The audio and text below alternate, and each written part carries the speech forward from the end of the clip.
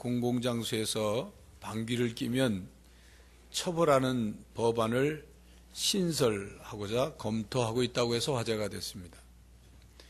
말라위 정부가 이런 법안을 추진하는 이유는 방귀가 공기를 오염시킬 수 있기 때문이라고 합니다.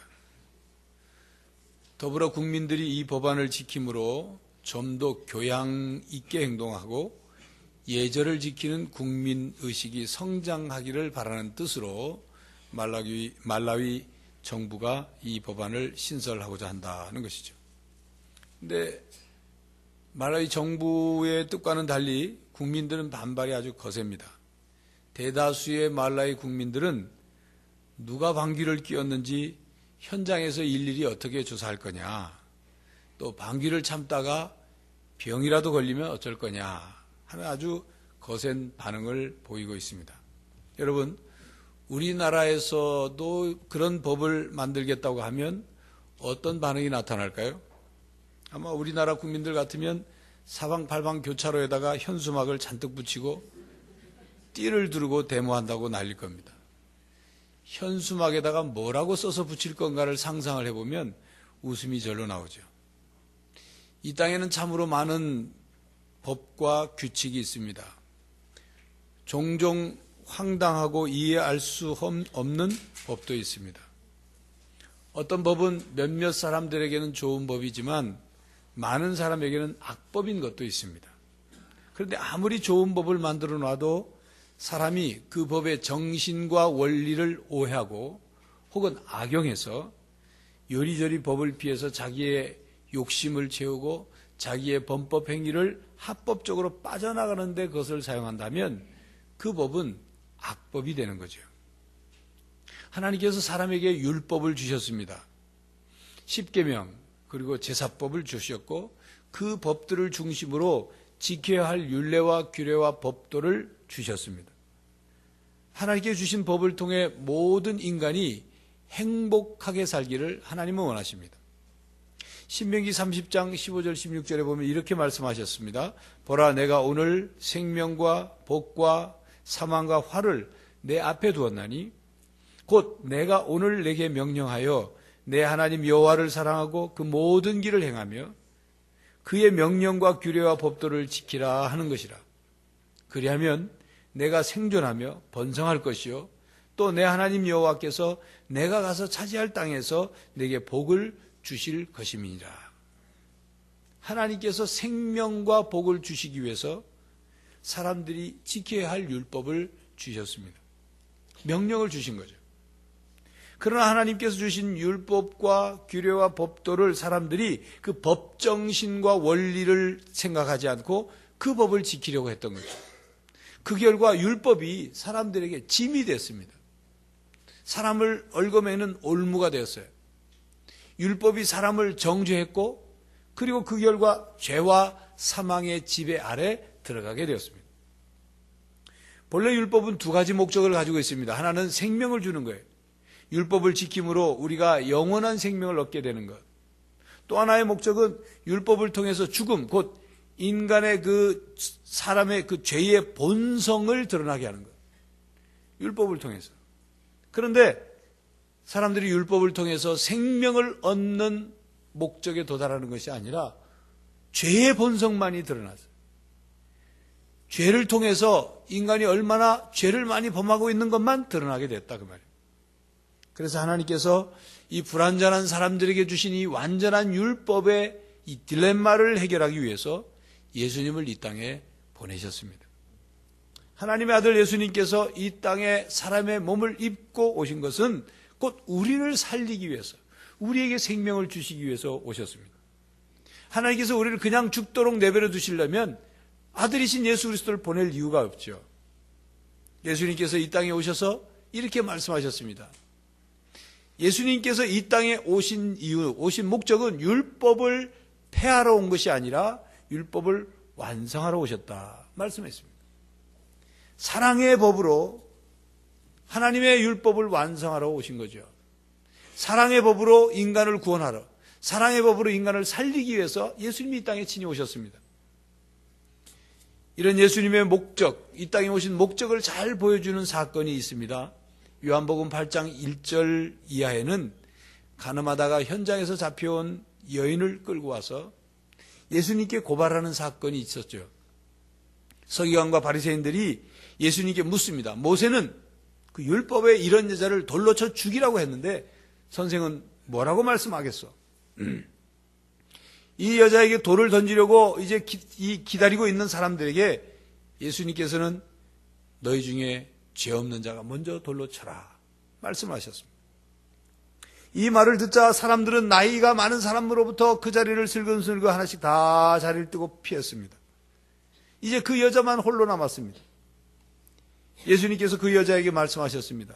여자여, 너를 정죄하던 사람들이 다 어디 갔느냐? 나도 너를 정죄하지 않겠다. 네 갈 길을 가라. 그리고 이제부터는 죄를 짓지 마라. 예수님께서는 율법에 따라 그 여자를 죽이는 것이 목표가 아니라 살리고 다시 기회를 주시는 것. 이것이 예수님의 목적이었습니다.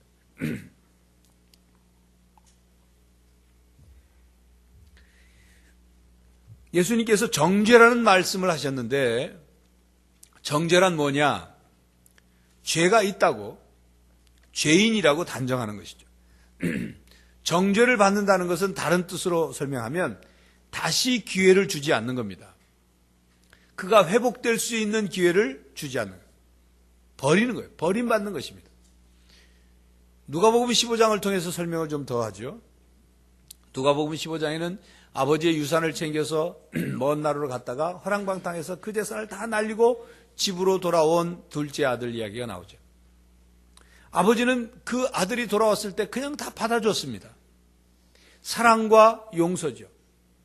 그런데 만약 그 아버지가 그 돌아온 아들을 향해서 몽둥이를 들고 그 아들을 몽둥이 찜질을 해서 내쫓으면서 다시는 내 집에 얼씬도 하지 말아라. 어디 재산을 달라리고 무슨 낯짝으로 집에 왔느냐?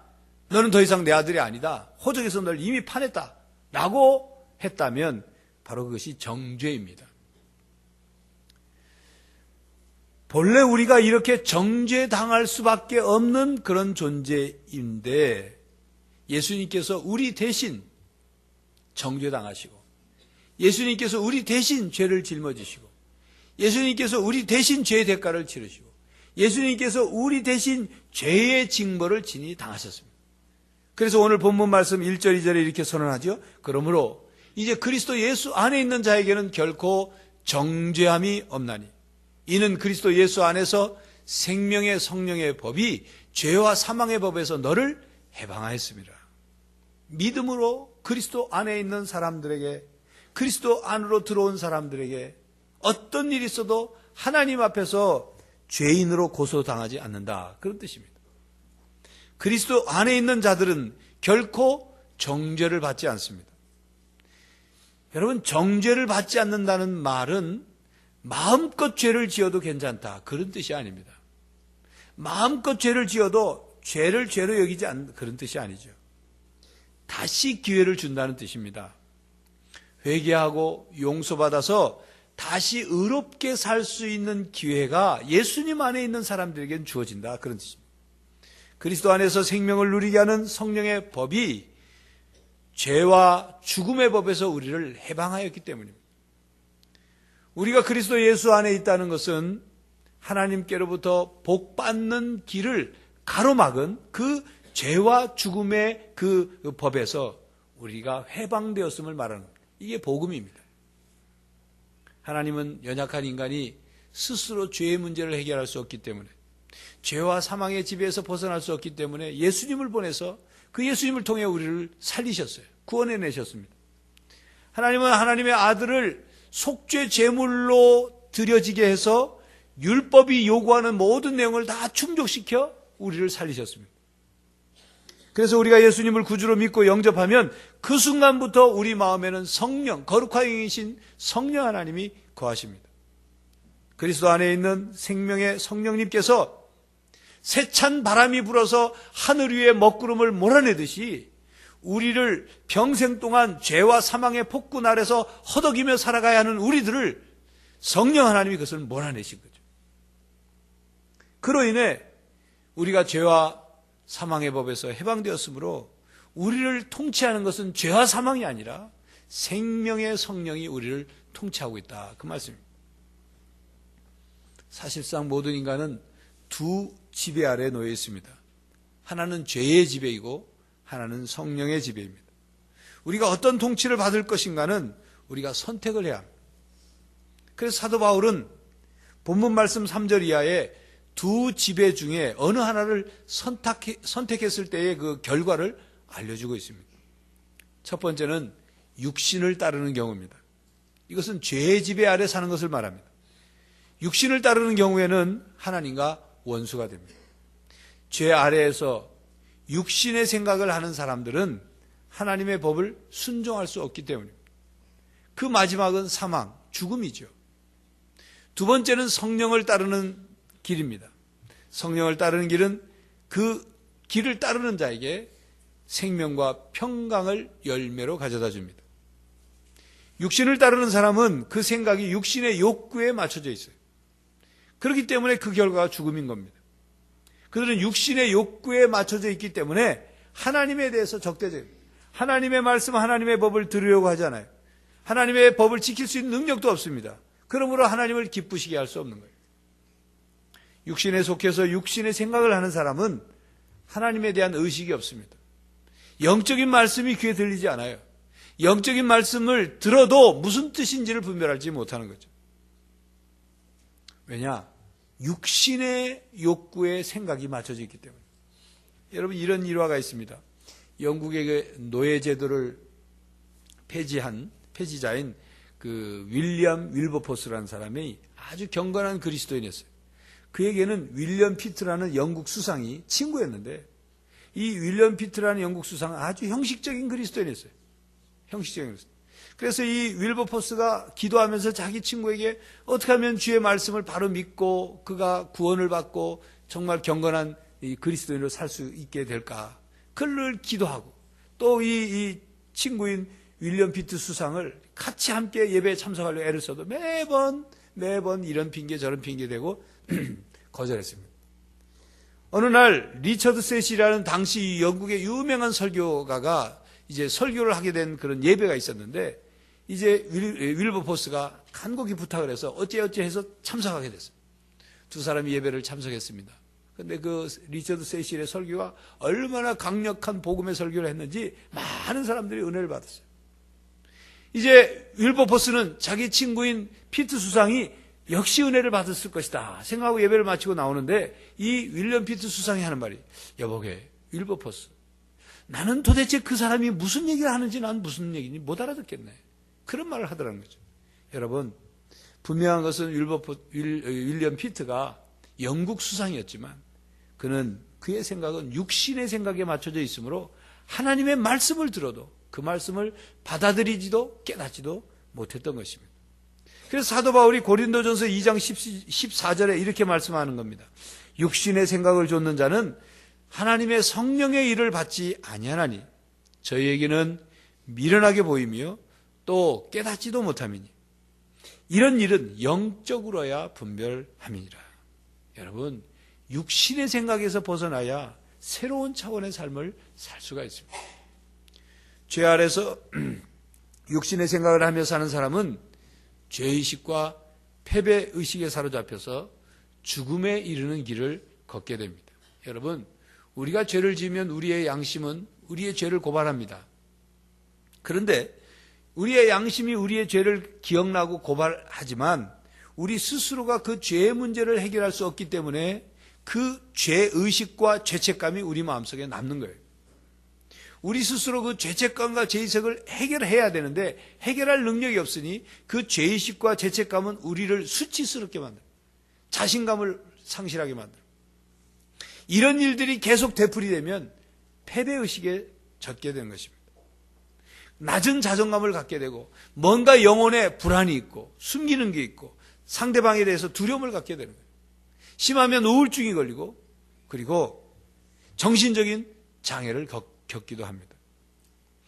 이런 죄로 말미암아 우리에게 죄의식과 패배의식이 가득하면 아주 우리는 적은 일에도 쉽게 낙심하고 절망하고 자포자기하죠. 바로 이것이 죽음에 이르는 길을 걷는 것입니다. 죽음을 향한 삶의 모습입니다.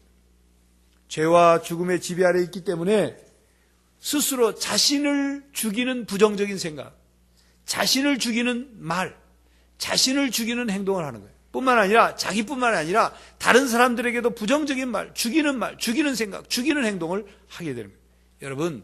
여러분 주위에 어떤 사람이 입만 열면 부정적인 얘기를 하고 불평, 불만에 그저 다른 사람들에게 상처 주고 해치고 공격적이고 이런 말만 하는 사람이 있다. 분명히 그 사람은 육신을 따라 사는 사람이에요. 육신의 생각에 젖어서 사는 사람이에요. 바로 우리가 육신을 따라서 살게 될 때 우리 삶이 어둡고 죽음의 길로 향해 가는 것입니다. 여러분 이런 이야기를 들어보셨습니까? 어떤 대학 교수가 학생들에게 강의 시간에 물었습니다. 자, 이제 내가 얘기하는 이 상황 얘기를 잘 듣고 제군들이 대답하시오. 알코올 중독자인 남편은 집안 가구를 내다 팔고 술을 마시고 돈이 떨어지면 집에 와서 아내를 두들겨 패고 게다가 그 아내는 폐결핵에 걸려서 자신의 몸을 가누기도 힘든 상태에 원치 않는 임신을 하게 됐다. 이제 아이를 낳아도 그가 폐결핵이 심해서 건강하게 키울 수 있을지 없는 상황이라면 이 뱃속에 있는 아이를 어떻게 해야 되겠느냐. 학생 하나가 재빠르게 손을 들고 대답을 했습니다. 낙태시켜야 합니다. 그러자 그 교수가 말했습니다. 자네는 지금 베토벤을 죽였네. 그 어머니 뱃속에 있는 태아는 베토벤이었네. 베토벤을 낳은 후 그 어머니는 얼마 되지 않아서 폐결핵으로 죽었지. 베토벤은 어렸을 때부터 11살 때부터 극장을 돌며 음악을 했고 그리고 태어날 때부터 이 불행의 터널을 통과한 후에 이 불행의 조건을 오히려 위대한 음악을 탄생시키는 창조적 조건으로 승화시켰지. 만약 그때 낙태시켰다면 그 베토벤은 어떻게 됐겠는가? 여러분 우리는 우리 나름대로 기준을 가지고 자기 소견에 오른 대로 때로는 자기중심적인 욕심에 따라서 사람을 대합니다. 그 결과 다른 사람들에게 쉽게 상처 주고 또 다른 사람을 죽이는 말을 하고 해치는 행동을 하면서 살아갑니다. 자기와 직접적인 관계가 없으면 자신의 생각과 다르면 자신의 이익과 위배되면 다른 사람들에게 상처를 주고 해치고 고통을 주고 그리고 죽이는 일을 서슴지 않습니다. 여러분 이런 내용을 들어보십시오. 신과 신의 사자에게 복종하며 약해질 때 너희들 간에 서로 분열하지 말라. 기도하라. 금식하라. 신의 인도를 구하라. 신께 도움을 요청하라. 너는 천국에 들어갈 것이다. 너는 가장 행복한 영원한 삶을 누리게 될 것이다. 두 번째 기도문입니다. 오 신이시여 나를 위해 모든 문을 여소서. 기도를 들으시고 구하는 자들에게 응답하시는 신이시여 내가 당신의 도움을 구합니다. 내 생명을 당신 손에 의탁합니다. 앞에 말한 내용은 9.11 테러 사건의 주범들이 소지하고 있던 자살 임무 지침서 중에 한 내용입니다. 두 번째 기도문은 그들이 비행기에 탑승하면서 자기들을 위해서 기도한 기도문입니다. 여러분, 앞에 읽어드릴 때 그 기도의 내용을 보면 얼마나 신앙적인 것처럼 보입니까? 모든 신에게 자기의 모든 삶을 다 맡기고 그 신의 뜻에 따라 살 것 같은 그런 내용이었죠. 그런데 어떻게 그렇게 살아가는 사람들이 수많은 다른 사람들의 생명은 그렇게 쉽게 여기느냐 그 말이에요.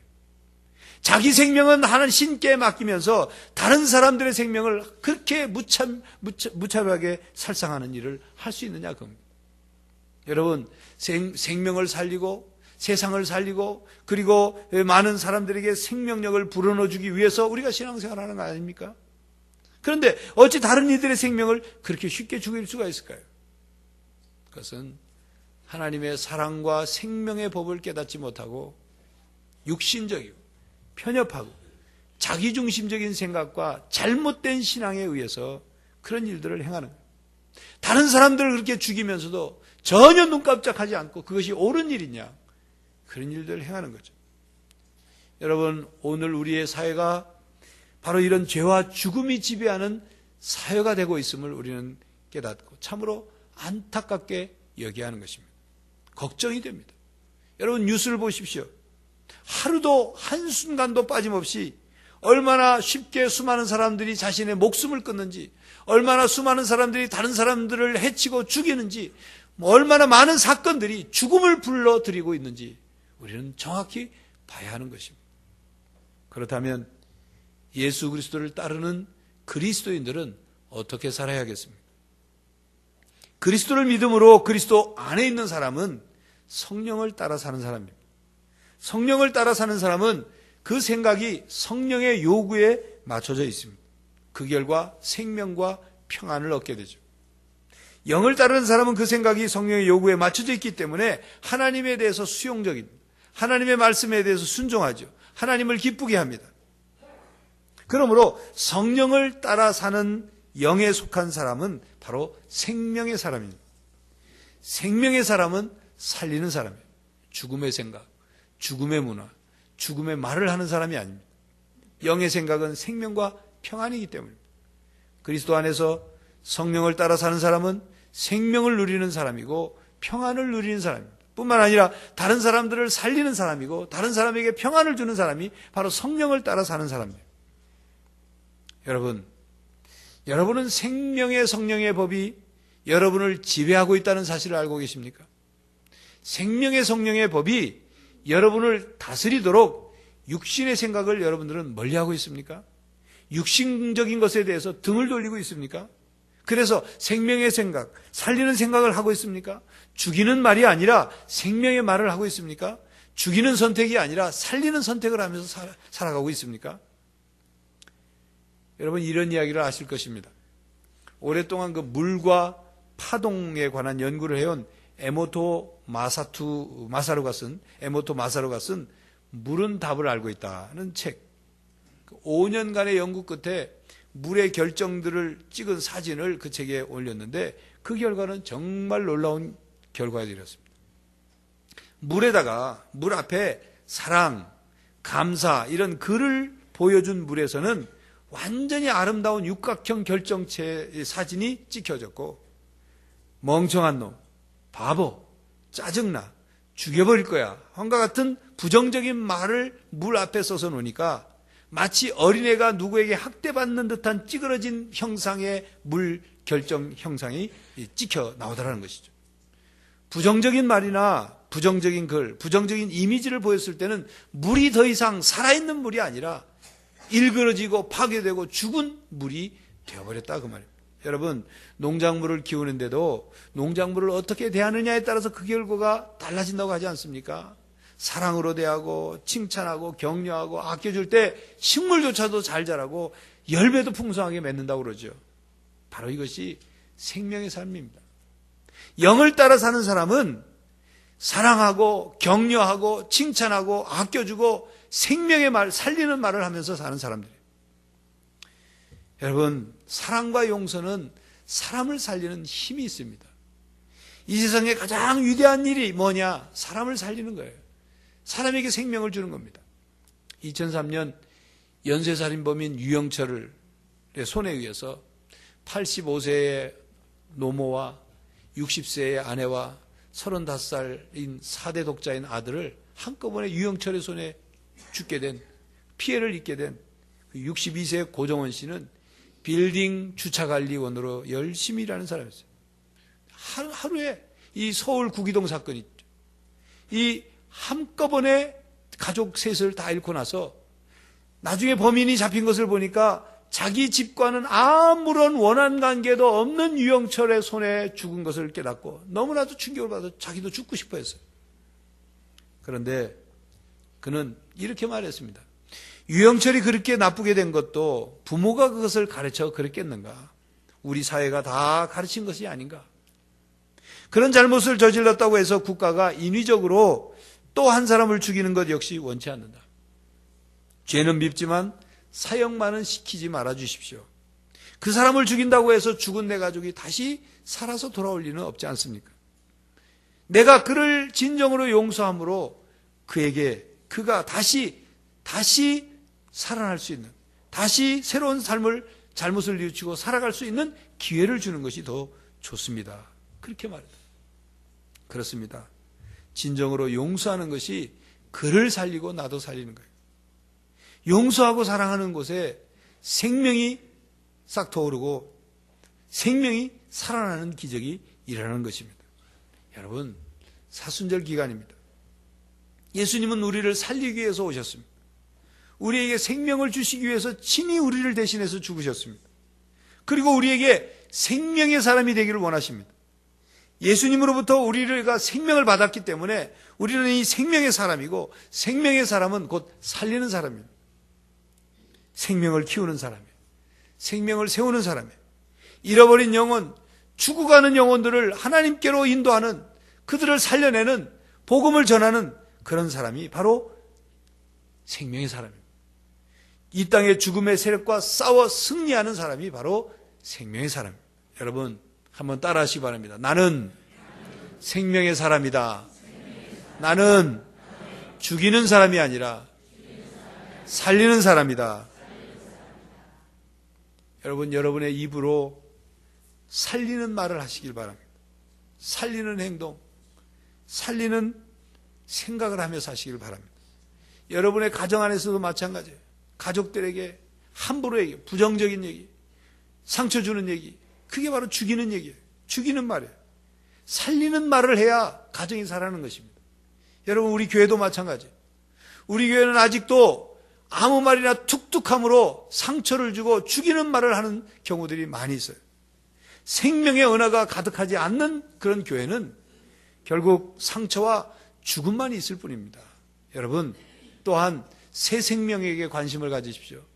이제 막 믿기 시작해서 영적으로 갓 태어난 새 신자들에게 관심을 갖고 그들에게 정겹게 말을 붙이고 인사하십시오. 예를 들어서 여러분, 어느 한 가정의 며느리가 아이를 낳았어요.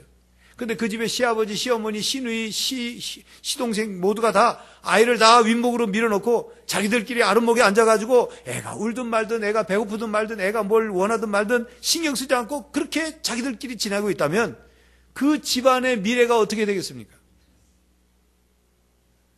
교회에 새 가족이 등록하여 나오는데도 전혀 관심이 없고, 새 가족이 옆에 앉았는데도 인사 한번 건네지 않고, 그들이 신앙의 뿌리를 잘 내릴 수 있도록 성장하도록 돕지 않는다면 예수님께서 우리에게 뭐라고 말씀하시겠습니까?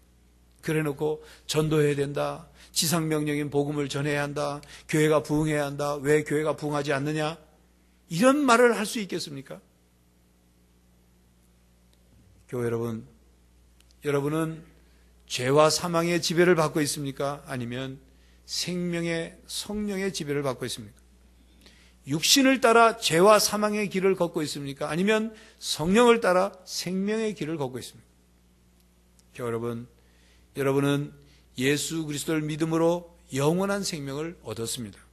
그러므로 여러분은 생명의 길에 서 있음을 아시고 생명의 길을 걸어갈 수 있기를 바랍니다. 생명이신 예수님을 모시고 사시기를 바랍니다. 생명이신 예수님을 여러분의 사랑하고 그분을 섬기고 생명이신 예수님 안에 거하는 여러분들이 되시길 바랍니다. 여러분 안에 살리시는 성령 하나님을 모시고 그 성령 하나님의 다스리심에 순종하시기를 바랍니다. 그 생명의 성령의 하나님이 여러분 가운데 충만하시기를 바랍니다. 그래서 언제든지 내가 지금 죽이는 일을 하고 있나 아니면 내가 살리는 일을 하고 있나 이걸 확인하며 사실 수 있기를 바랍니다. 그래서 그리스도의 생명을 받은 그리스도의 제자로서 하나님의 자녀들로서 생명의 삶, 살리는 삶을 살아가는 여러분들이 되시기를 간절히 바랍니다. 기도하겠습니다. 하나님, 온갖 상처와 죄와 죽음이 만연하고 이 땅에 죽음의 세력이 득세하는 때에 하나님, 저희들이 영원한 생명을 얻었고 주님의 생명을 받았으니 저희들이 생명의 사람으로 살기를 원합니다. 우리의 말, 우리의 생각, 우리의 행동이, 우리의 삶이 생명의 삶, 살리는 삶, 생명을 증거하고 이 땅을 생명으로 가득하게 만드는데 저희들 살아가게 하여 주시옵소서. 생명의 성령 하나님, 우리 가운데 충만히 오셔서 우리를 생명의 삶으로, 살리는 삶으로 인도하여 주시옵소서. 예수 그리스도의 이름으로 기도하옵나이다. 아멘.